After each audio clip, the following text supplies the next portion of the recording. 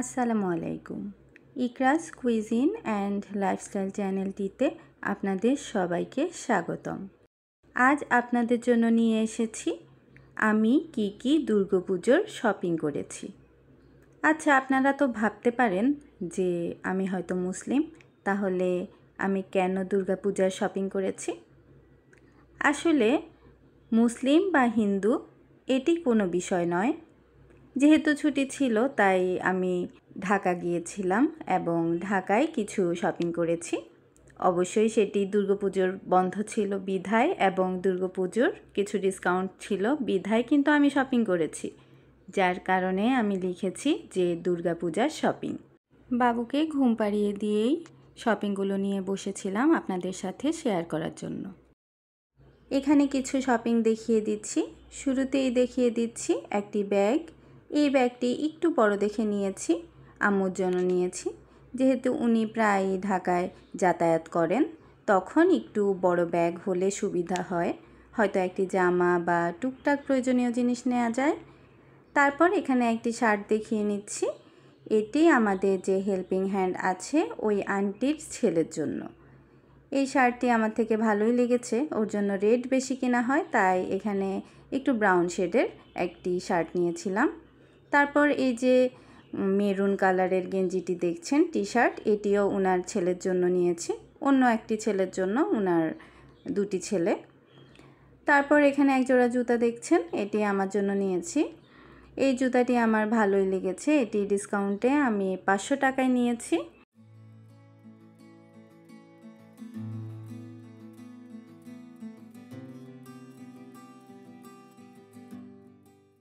তারপর দেখিয়ে দিচ্ছি একটি থ্রি পিস। আমি দুইটি থ্রি পিস নিয়েছি, অনেক টু পিসও পেয়েছি সুন্দর সুন্দর, কিন্তু আমি যেহেতু সবসময় থ্রি পিস পরি এবং হিজাব পরি, যার কারণে আমি থ্রি পিসই নিয়েছি। কারণ এরপর ধরেন সালোয়ার না থাকলে বা ওড়না না থাকলে সেটি মিলাতে কষ্ট হয়ে যায়, তাই থ্রি পিস কিনেছি। এটি হচ্ছে কটনের থ্রি পিস। আমি নর্মালি জর্জেটের থ্রি পিসও পরে থাকি, কিন্তু কটনের কিনেছি যেহেতু খুব গরম পড়ে আর বাবু হওয়ার পর ওকে কোলে নেওয়া লাগে, তাই কোথাও বের হলে একটু কমফোর্টেবল হলে ভালো হয়। তারপর নিয়েছি একটি জর্জেটের থ্রি পিস। এই থ্রি পিসটি নিয়ে একটি হাস্যকর কাহিনী আছে। এই থ্রি পিসের হাতাতে একটি লেস দেওয়া আছে। আমি মূলত এই লেসটি দেখেই থ্রি পিসটি বেশি পছন্দ করেছি। এখানে গলায় একটি লম্বা ফিতা আছে ডিজাইনের জন্য, এবং এই তো সেই বিখ্যাত হাতা। আহামরি বিশেষ কিছু না, তারপরও আমার হাতাটি দেখতে একটু ভালো লেগেছিল, তাই ড্রেসটি নেয়া। প্রথম যে ড্রেসটি দেখেছেন সেটিও সেলে ছিল এবং পরবর্তীটিও সেলে ছিল। প্রথমটি নিয়েছিলাম 1500 টাকা দিয়ে এবং এখন যে থ্রি পিসটি দেখছেন এটি নিয়েছিলাম 1600 টাকা দিয়ে। এই জর্জেটের থ্রি পিসটিতে কিন্তু ইনার ছিল এবং প্যান্টেও ইনার ছিল, যেহেতু প্যান্টও পাতলা জর্জেটের ছিল। তারপর দেখিয়ে দিচ্ছি বাবুর একটি ফতুয়া। এই ফতুয়াটা হাতা কাটা নিয়েছি। ওকে কিন্তু নর্মালি গরমের মধ্যে আমি হাফ হাতার জামা পরাই না, যেহেতু ওর খুবই গরম, ও ঘেমে যায় বেশি। যেহেতু সামনে একটু ঠান্ডা ঠান্ডা আসছে, শীতের শুরুতে এই জামাগুলো পরানো যাবে। এই প্যান্টটি কিন্তু এই জামার সাথে না, এটি ওর আগের প্যান্ট। আরও ছোট থাকতে এই প্যান্টগুলো লাগতো না, আমি রেখে দিয়েছিলাম। তো এখন এইটির সাথে এই প্যান্টটি আমি মিলিয়ে নিয়েছি। তারপর ওর জন্য আরেকটি জামা নিয়েছি রেড কালার। আমার মনে হয় যে বাচ্চাদেরকে একটু ভাইব্রেন্ট কালার পরালে ভালো লাগে। আমি জানি না কে কেমন প্রেফার করে, বাট আমার থেকে ভালো লাগে, তাই দুটি একটু গাঢ় কালারের নিয়েছি। আর এখানে এই জিন্সের প্যান্টটিও সেম আমি মিলিয়ে পরিয়েছি। এই জামাগুলো কিন্তু অলরেডি ওকে পরানো হয়ে গিয়েছে। আসলে আমি বাবুর ড্রেস কিনলে ওকে শুরুতে একদম তাজা তাজা টাটকা টাটকা ড্রেসগুলো পরিয়ে ফেলি। 4টি জামাই ওকে পরানো হয়েছে।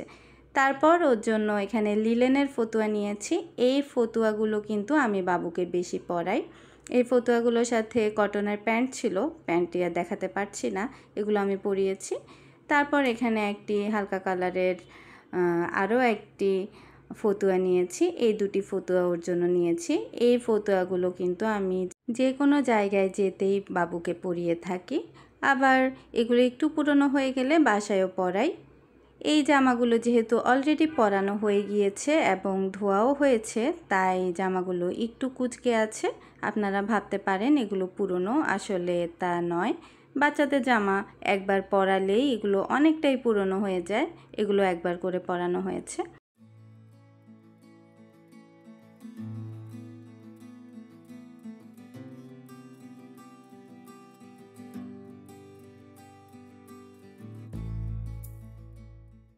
এই তো আমার জামা কাপড়ের টোটাল শপিং। আপনাদেরকে টোটাল শপিংটা একটু ক্লোজলি ভিডিও করে দেখিয়ে দিচ্ছি। শপিংগুলো আপনারা দেখতে থাকুন।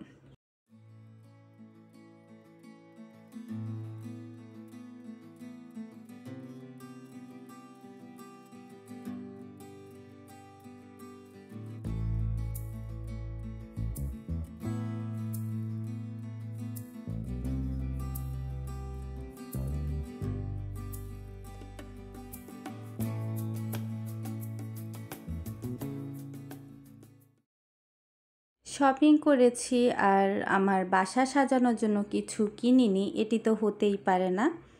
এই যে এখানে আরও কিছু জিনিস আমি কিনেছি বাসা সাজানোর জন্য। আপনাদের সাথে এগুলো আমি শেয়ার করব আরও ডিটেলস একটি ভিডিও দিয়ে। সেই ভিডিওটির লিংক আপনারা পেয়ে যাবেন।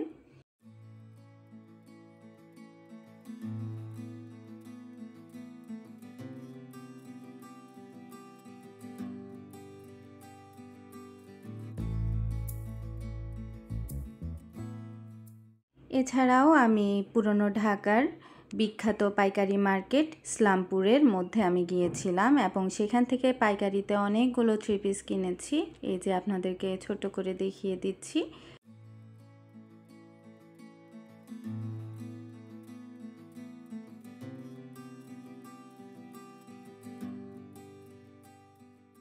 পুরনো ঢাকার ইসলামপুরের কোত্থেকে আমি শপিং করেছি সেটিরও একটি ব্লগ আপলোড হবে। আপনারা অবশ্যই চ্যানেলটির পাশে থাকবেন, চ্যানেলটিকে সাবস্ক্রাইব করবেন, তাহলে পরবর্তী ভিডিওগুলো পেয়ে যাবেন। এছাড়াও আমার এই ভিডিওটি যদি আপনাদের একটুও ভালো লেগে থাকে তাহলে একটি লাইক করবেন, কমেন্ট করবেন এবং শেয়ার করে দেবেন। আজ এখানেই বিদায় নেব। সবাই ভালো থাকবেন। ধন্যবাদ।